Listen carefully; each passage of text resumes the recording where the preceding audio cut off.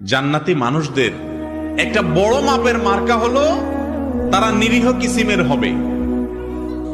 একবার রাসূল করিম সাল্লাল্লাহু আলাইহি ওয়াসাল্লাম সাহাবীদেরকে বললেন, তোমরা একটু অপেক্ষা করো, একটু পরে একটা লোককে দেখতে পাবে যে লোকটা জান্নাতি। এখন জান্নাতি নবী করিম সাল্লাল্লাহু আলাইহি ওয়াসাল্লাম রীতিমতো বলে দিচ্ছে নিশ্চয়তার সাথে যে একটু পরে একটা লোক আসবে এখানে, তোমরা খেয়াল করো কে আসে, যে আসবে সেই লোকটা জান্নাতি।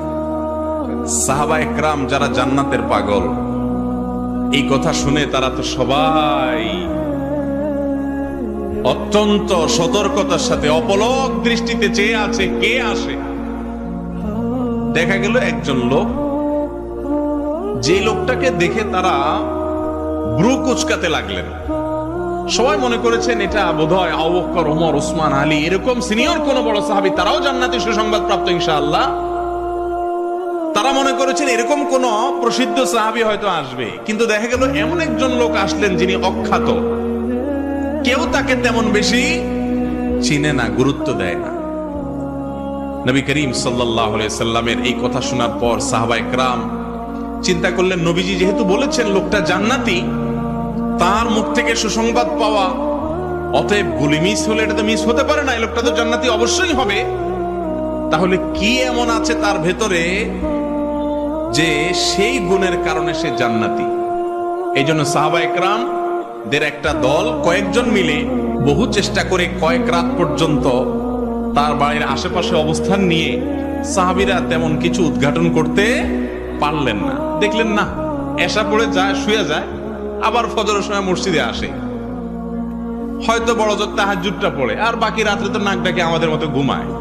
লোকটা জান্নাতি, নবীজির মুখ থেকে সংবাদ পেয়ে গেল, কাহিনীটা কি?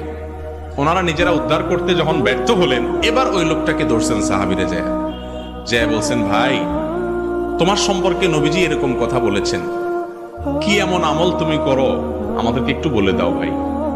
তিনি বললেন যে, ভাই বিশ্বাস করো আমি স্পেশাল কিছুই করি না, তোমরা যা করো আমিও তা করি। ইসলামে অতিরিক্ত কোনো কিছু করার তেমন কোনো সুযোগও নাই, সবকিছু রেডিমেড। তবে একটা জিনিস আছে আমার, সেটা হলো আমার এই বুকে আল্লাহর জমিনে কোনো মানুষের জন্য আমার কারোর প্রতি আমার কোনো দুঃখ, কষ্ট, শত্রুতা, হিংসা বলতে কিচ্ছু নেই। কেউ আমাকে যদি একটা গালিও দেয় তো আমি একেবারে ফ্রেশ মনে থাকে মাফ করে দিই। কেউ যদি আমার পেছনে শত্রুতাও করে আমি